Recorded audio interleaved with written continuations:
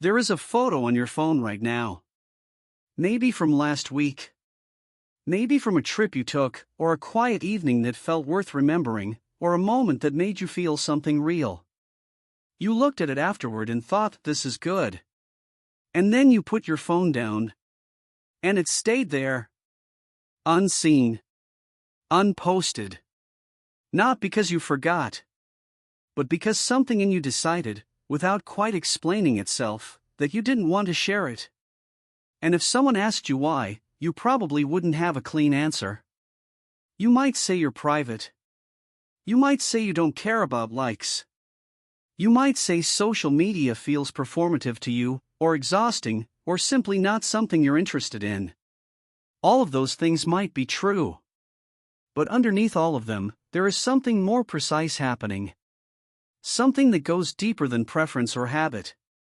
Something that, once you understand it, tells you quite a lot about the kind of person you actually are. Because the decision not to share yourself in a world that has been engineered, at enormous expense, to make sharing feel as natural as breathing is not a passive thing. It is a choice. And choices of that particular kind, the ones that swim against the current so quietly that you barely notice you're making them, always come from somewhere real.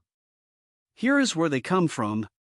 Every platform that has ever asked you to post your face, your location, your meal, your morning, your mood was built on a very specific understanding of human psychology.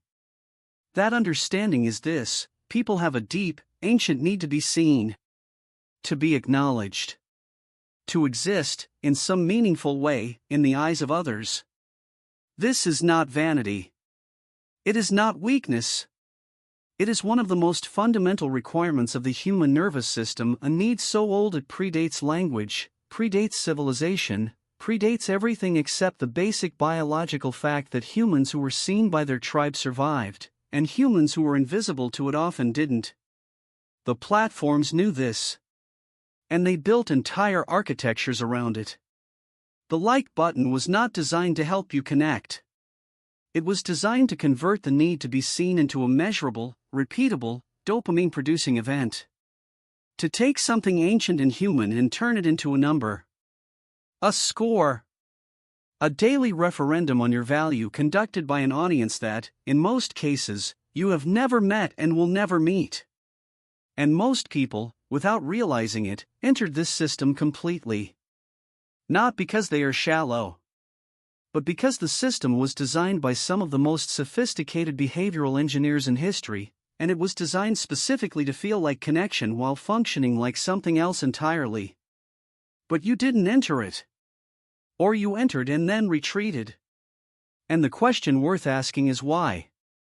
The people who don't post their photos, not the ones who simply haven't gotten around to it, but the ones who have made a genuine, quiet decision against it, tend to share a particular quality.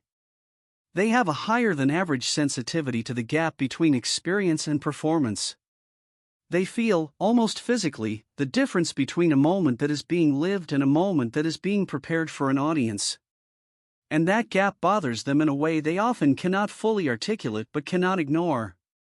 Think about what actually happens when you decide to post a photo.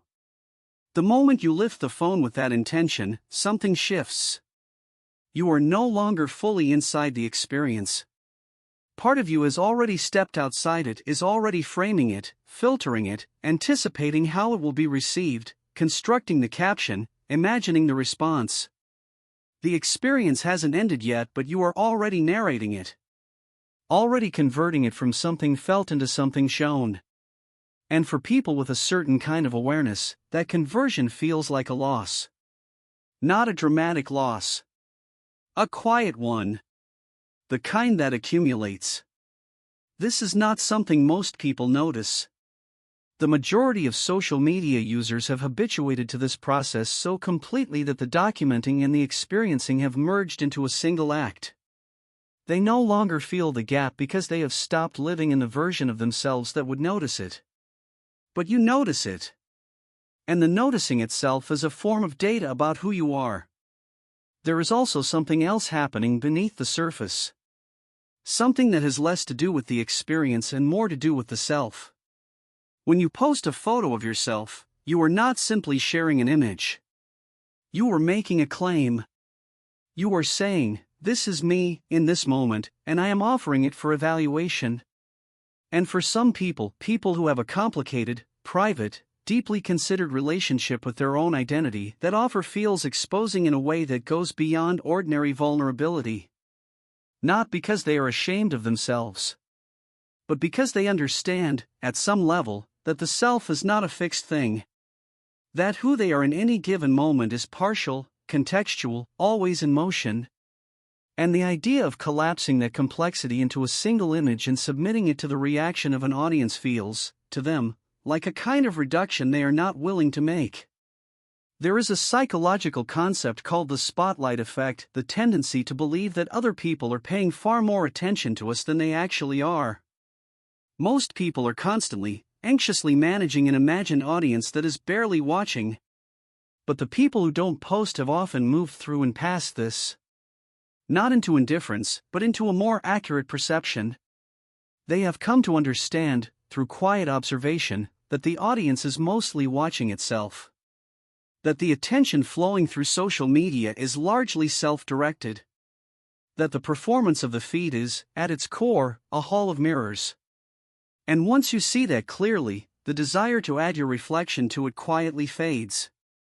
What replaces it is something harder to describe because it doesn't have a feed or a metric or a notification. It is simply the experience of keeping something for yourself. Of having a life that is not curated, not captioned, not submitted for approval. Of being in a moment completely, not because the moment isn't worth sharing but because it is worth having. Entirely. Without the translation into content. Without the performance of having lived it. This is not superiority. The people who live this way are not better than those who share freely. They are simply wired differently, with a particular sensitivity to authenticity, a particular discomfort with performance, a particular attachment to the private life of their own inner experience. And in a culture that has declared privacy to be obsolescence, that wiring can feel lonely. It can feel like being on the wrong side of something. Like everyone else has found a language you haven't learned, or doesn't want to learn, or has looked at and decided is not worth the cost of fluency. But here is what that loneliness actually is. It is the friction of having a self that refuses to be fully externalized. A self that insists on existing in its own terms rather than the terms the algorithm prefers. And friction of that kind, the kind that comes from integrity rather than fear, is not a problem to be solved. It is a sign that something in you is still intact. Still private. Still yours. The photo on your phone will stay there. And that is not a failure of sharing. It is a quiet act of keeping. Of deciding that some things do not need an audience to be real. That a moment witnessed only by you is still a moment that fully happened. That your life does not require documentation to have value. That you do not require a number, a count of people who double-tapped a compressed image of your face to confirm that you exist, that you matter, that you are here. You already know you were here. You felt it. And that, for the kind of person you are, has always been enough. And if this resonated, the next video goes even deeper. Why people who are constantly online still feel completely unseen. Why presence and visibility are not the same thing. And what that difference costs people who never understood it. Subscribe so you don't miss it.